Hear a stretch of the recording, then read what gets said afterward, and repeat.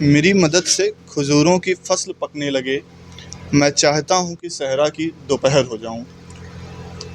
आप देख रहे हैं भारत न्यूज़ और इस समय मेरी मौजूदगी हो चुकी है जन सामर्थ्य सेवा संस्थान में, जिनके मेरे साथ मौजूद हैं संस्थापक जन सामर्थ्य सेवा संस्थान के आकाश सिंह जी। पहले भारत न्यूज़ पर आपका बहुत बहुत स्वागत है। बहुत बहुत धन्यवाद भारत न्यूज़ का। ये जो आप देख रहे हैं, मैं अपने कैमरा पर्सन से अनुरोध करूंगा कि थोड़ा सा घुमा करके दिखाएंगे। ये जन सामर्थ्य सेवा संस्थान की तरफ से चलाई जा रही रसोई है, जो निःशुल्क और इनका एक मिशन है जन सामर्थ्य सेवा संस्थान रसोई। तो ये नाम जो जन सामर्थ्य पड़ा है, क्या सोचकर आपने इसका नाम जन सामर्थ्य रखा? हम लोगों ने इसका नाम जन सामर्थ्य इसलिए रखा था क्योंकि जन मतलब लोग और सामर्थ्य मतलब लोगों के सामर्थ्य से चलने वाली रसोई। हमारा सामर्थ्य जितना भी हो, जैसा भी हो, हम लोग अपने सामर्थ्य अनुसार निरंतर प्रयत्न करें और यहाँ पे पूरा मतलब भोजन निरंतर तैयार करें। तो हम लोगों ने इसलिए यहाँ पे इसका नाम जन सामर्थ्य रसोई पूरा रखा हुआ था, जो प्रतापगढ़ के सामर्थ्य से चलने वाली रसोई है। इसमें कोई किसी एक व्यक्तिगत मतलब एक किसी पर्सनल व्यक्ति का कोई योगदान नहीं है। ये संपूर्ण प्रतापगढ़ वासियों के सहयोग से चलने वाली एक रसोई है। आप हम लोग को देख रहे होंगे कि हम लोग यहाँ पे फ्रंट पे भले दिख जा रहे हैं कार्य करते हुए, लेकिन हम लोग के पीछे इनडायरेक्ट रूप से बहुत से ऐसे व्यक्तित्व हैं जो हम लोग को हमेशा प्रेरणा देते हैं, हम लोग को हमेशा हर प्रकार से सहयोग करते हैं, जिससे हम लोग ये प्रतिदिन संचालित कर पा रहे हैं यहाँ से। जब आप छोटी-छोटी वीडियोज़ बना कर के डालते हैं, तो लोगों तक जो चेहरे की खुशी दिखाई पड़ती है, जो लोगों के पास जब उनके हाथ में भोजन पहुँचता है, मैं देखता हूँ कि उनके चेहरे पे जो खुशी दिखाई पड़ती है, उससे आपको सुकून और संतोष कितना मिलता है? भैया, उससे हम आपको क्या बताएं कि वो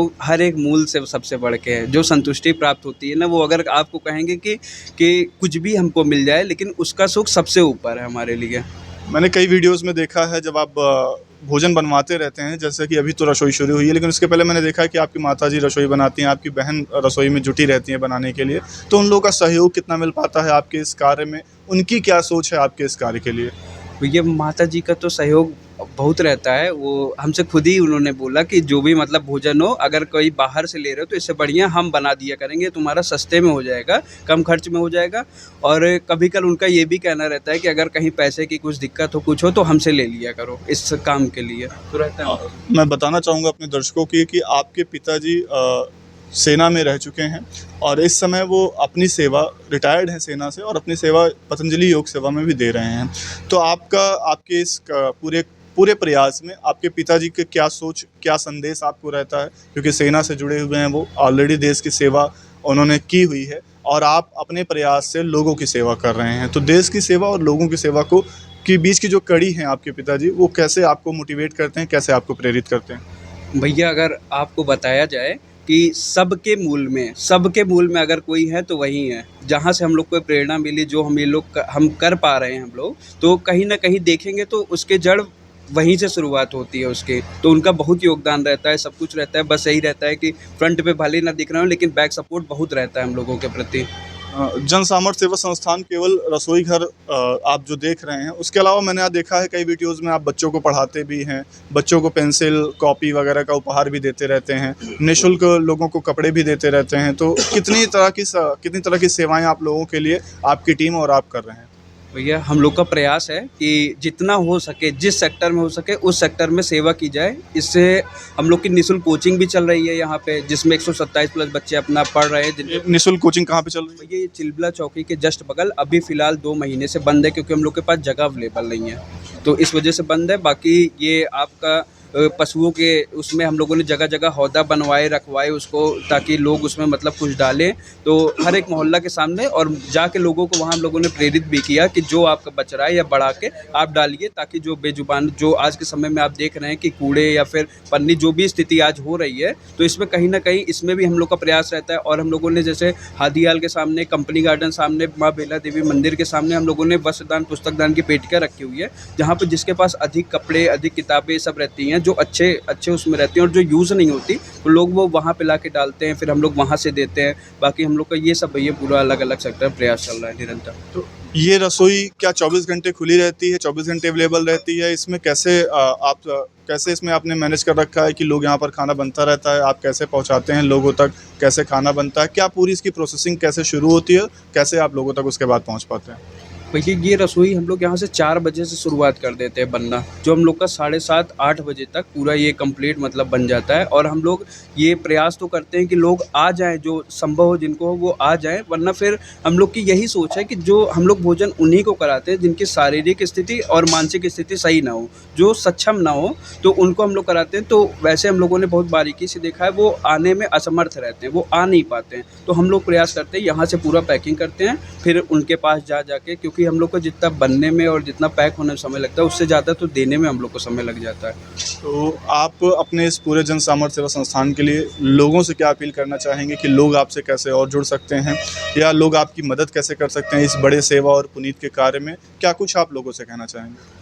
हम यही कहना चाहेंगे कि ज़्यादा से ज़्यादा लोग जुड़िए, जितना हो सके प्रयास करिए। ज़रूरी नहीं है आप हमारे साथ जुड़िए, आप जहाँ हैं, जैसे हैं, जिस स्थिति में हैं, आप प्रयास करिए। क्योंकि हमारा अगर सबसे पहला अगर धर्म देखेंगे, कर्तव्य देखेंगे, तो हम लोग को जितना प्रयास करना चाहिए कि हमारे कारण कितने लोग खुश हो पाते हैं, कितने लोग की ज़िंदगी में छोटा बड़ा कुछ परिवर्तन आ पाता है। और हमारे अगल बगल जो भी जैसा भी संभव हो, हम लोग को प्रयास करना चाहिए कि जो भी ज़रूरतमंद व्यक्ति हो, यथासंभव प्रयास करना चाहिए कि हम लोग उनके लिए क्या कर सकते हैं।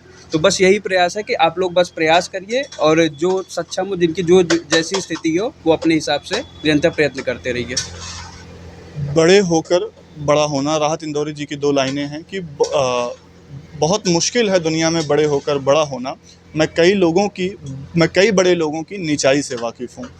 तो मैं आपको यहाँ पर काम कर रही जो खाना बना रही हैं दीदी जी से, उनसे भी मुलाकात करवाना चाहूँगा और उनसे भी समझना चाहूँगा कि कैसे वो क्या सहयोग दे रही हैं, क्या बन रहा है आज के लिए लोगों के लिए।